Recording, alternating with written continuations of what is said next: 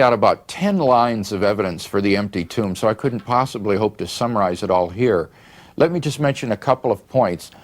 One of the most important facts, I think, undergirding the empty tomb is, oddly enough, the burial story of Jesus.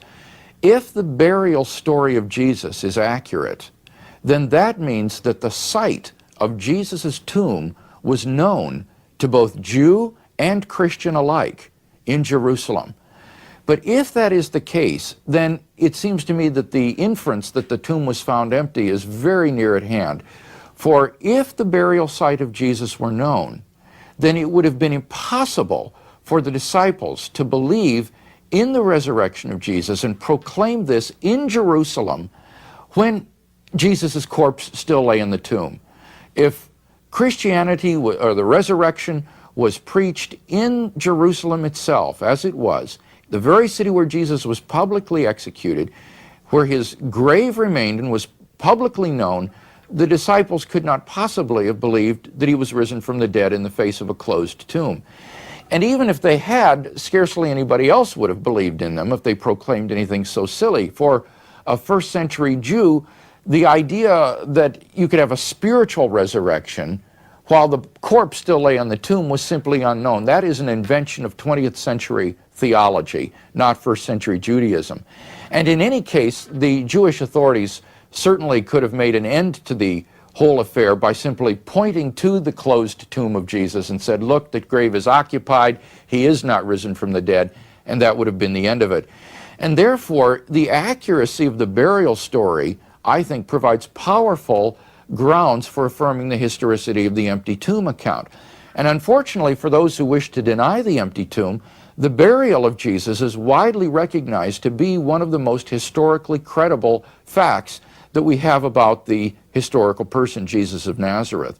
So that those who deny the empty tomb are also forced to deny the burial story, which is a desperate expedient since it is so historically well attested.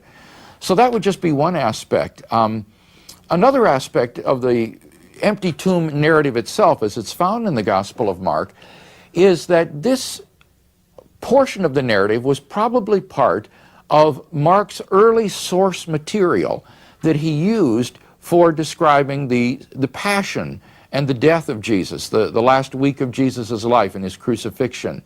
The burial story marked the close of the passion of Jesus as he is laid in the tomb and the stone is rolled across its entrance.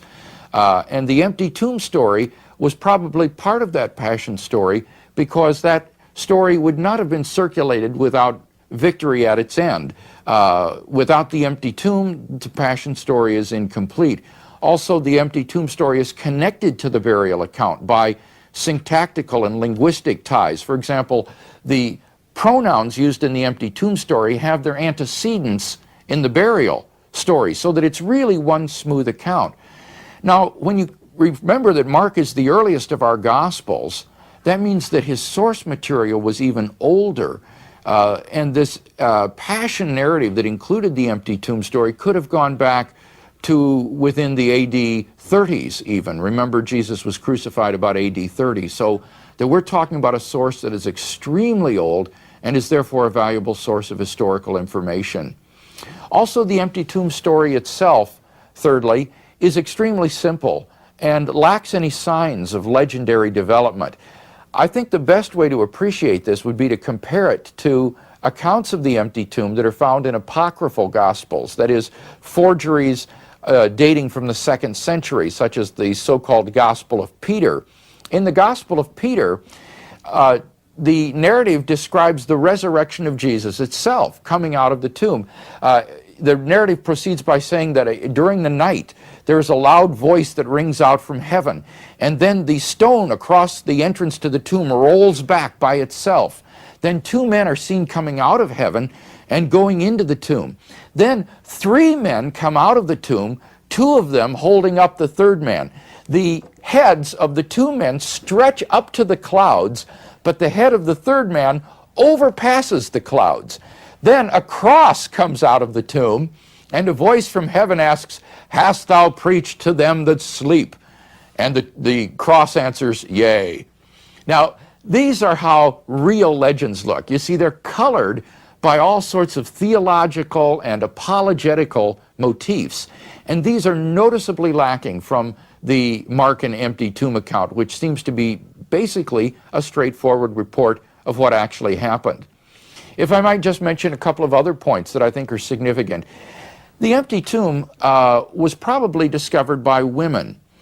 And I think that this is evident when you contemplate two aspects of the role of women in first century Jewish society.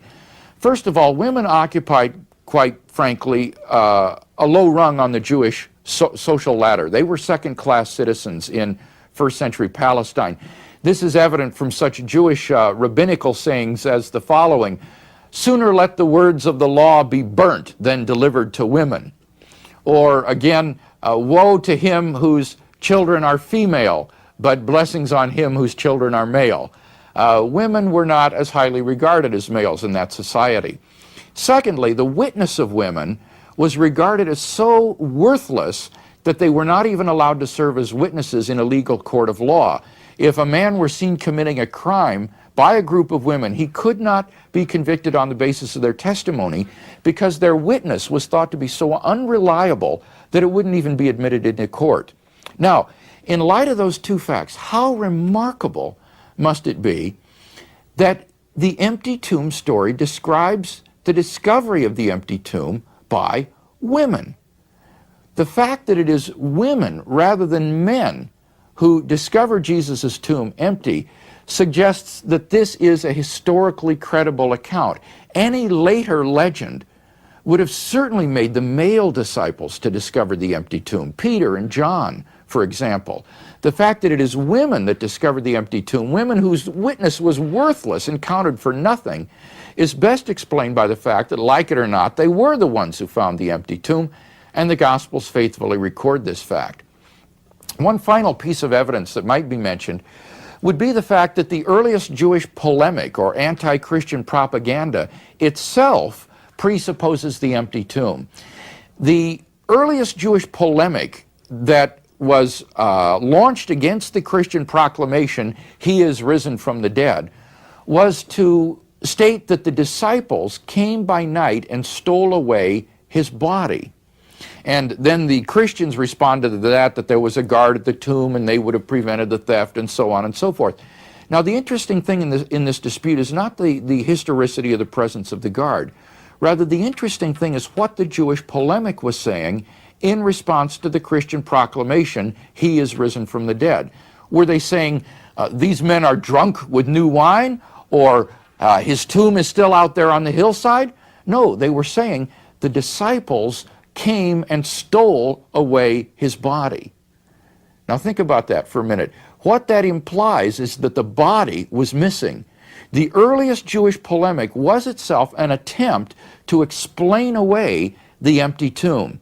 And thus we have evidence for the empty tomb, which comes not from the Christians, but from the very enemies of the earliest Christians themselves, which is historical evidence of first-rate quality, because it comes not from the sources which believed in the resurrection, but from those which disputed it.